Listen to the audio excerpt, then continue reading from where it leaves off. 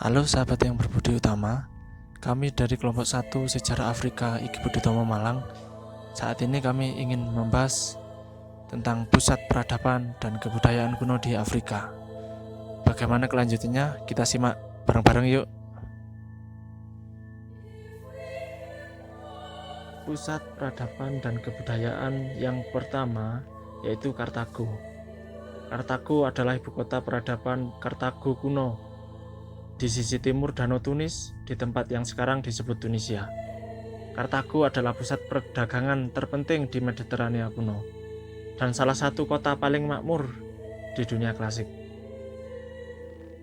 Komponen-komponen yang mempengaruhi dalam peradaban Kartago yang pertama yaitu budaya Tunisia. Kebudayaan Tunisia sangat beragam. Tunisia adalah produk dari sejarah lebih dari 3000 tahun dan masuknya multi etnis yang penting. Tunisia kuno adalah peradaban besar yang melintasi sejarah, budaya yang berbeda, peradaban dan berbagai dinasti berturut-turut berkontribusi pada budaya negara selama berabad-abad dengan tingkat pengaruh yang berbeda-beda.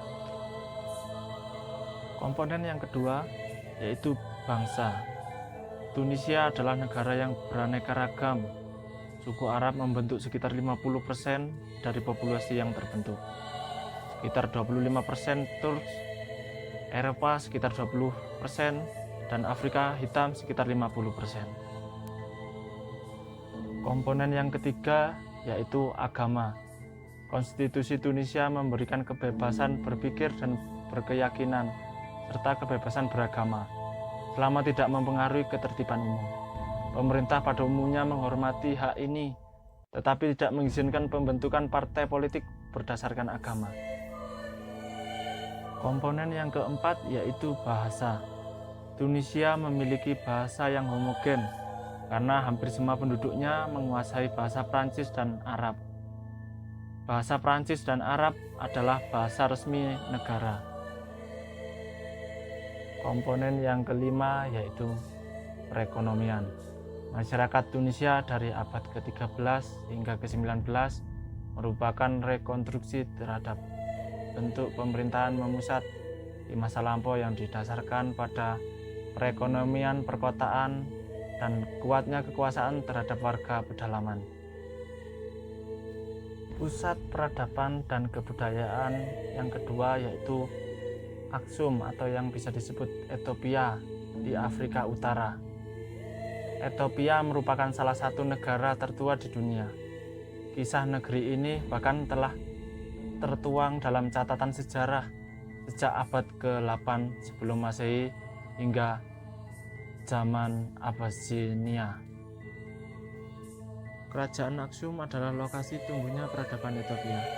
Para peneliti memperkirakan kerajaan yang pusatnya berada di Addis Ababa ini berjaya sejak beberapa abad sebelum Masehi hingga abad ke-6 Masehi.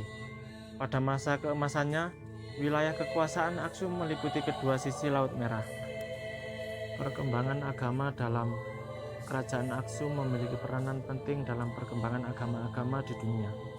Pada awal-awal berdirinya kerajaan ini, masyarakatnya memuja para dewa, sama halnya dengan yang dilakukan masyarakat Yunani. Tradisi ini pun tetap dilakukan masyarakat Ethiopia hingga sekarang. Salah satu agama yang berkembang di Aksum adalah Kristen. Hal ini dimungkinkan karena kerajaan ini menjalin kerjasama dagang yang erat dengan Romawi. Dari hubungan dagang inilah pengaruh dan ajaran Kristen masuk ke Aksum. Dalam segi ekonomi, peradaban Aksum atau yang bisa disebut Ethiopia ini mengalami pertumbuhan ekonomi yang sangat pesat, yaitu dimulai pada sejak tahun 1993, yakni pasca digulingkannya rezim pemerintahan komunis Derg pada tahun 1991. Pusat peradaban dan kebudayaan yang ketiga yaitu Kus di Sudan, Afrika Utara. Kerajaan Kus adalah negara Afrika kuno yang berpusat di muara Sungai Nil Biru, Nil Putih, dan Atbara di wilayah yang kini merupakan Republik Sudan. Kus merupakan salah satu peradaban pertama yang berkembang di lembah Sungai Nil. Bangsa Kus meninggalkan jejak mereka dalam berbagai aspek dunia kuno. Warisan mereka masih dapat dilihat di berbagai situs arkeologi di Sudan. Sudan juga terkenal dengan pengekspor minyaknya yang sangat besar. Dalam bahasa yang digunakan yang tercatat sekitar 70 bahasa yang berasal dari Sudan, di antaranya yaitu bahasa Arab Sudan. Dan masyarakat Sudan mayoritas beragama Muslim, yaitu Muslim Sufi dan Salafi. Peradaban yang keempat yaitu kerajaan-kerajaan dagang di Afrika Barat. Di antaranya yaitu Kekaisaran Ghana. Kekaisaran Ghana dikenal sebagai Wagadu. Adalah sebuah kerajaan Afrika Barat yang terletak di daerah kini Tenggara Mauritania dan Barat Mali. Masyarakat kompleks yang didasarkan pada perdagangan garam dan emas Trans-Sahara telah ada di wilayah tersebut sejak zaman kuno. Tetapi masuknya unta ke Sahara Barat pada abad ketiga Masehi membuka jalan bagi perubahan besar di daerah itu. Kerajaan-kerajaan dagang yang kedua yaitu Kekaisaran Mali. Kekaisaran Mali dimulai pada abad ke-13 Masehi. Akhirnya menciptakan negara yang tersentralisasi termasuk sebagian besar Afrika Barat.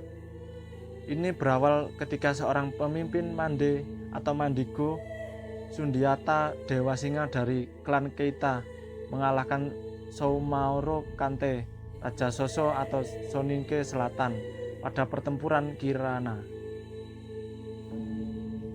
Meskipun perdagangan garam dan emas tetap penting bagi Kekaisaran Mali, pertanian dan pengembalaan juga penting. Berikutnya, Kekaisaran Songhai adalah kerajaan-kerajaan dagang yang ketiga. Orang Songhai adalah keturunan dari nelayan di Sungai Niger Tengah. Pada waktu itu, di Songhai didominasi oleh perdagangan-perdagangan emas dan masih ada beberapa yang melakukan perdagangan garam. Pusat peradaban dan kebudayaan yang terakhir yaitu peradaban Benin yang terletak di Nigeria, Afrika Tengah. Nama asli kerajaan Benin pada penciptaannya sekitar milenium pertama Masehi adalah Igodo-Migodo, sebagaimana penduduknya menyebutkan. Penguasa mereka disebut Ogiso, penguasa langit. Hampir 36 Ogiso yang dikenal dicatat sebagai penguasa inkarnasi awal negara ini. Di Benin, ritual dan hukum-hukum yang diberlakukan masih sangat kental sekali, yaitu seperti pengorbanan manusia untuk ritual pemujaan dan menguburkan penguasa tahta yang sebelumnya, yaitu dengan ritual dan hukum yang sudah ditentukan untuk pengalihan tahta. Setelah pangeran kerajaan dilantik sebagai raja, ibunya setelah dinobatkan dengan gelar Ioba dipindahkan ke sebuah istana di luar kota Benin, di sebuah tempat bernama Uselu.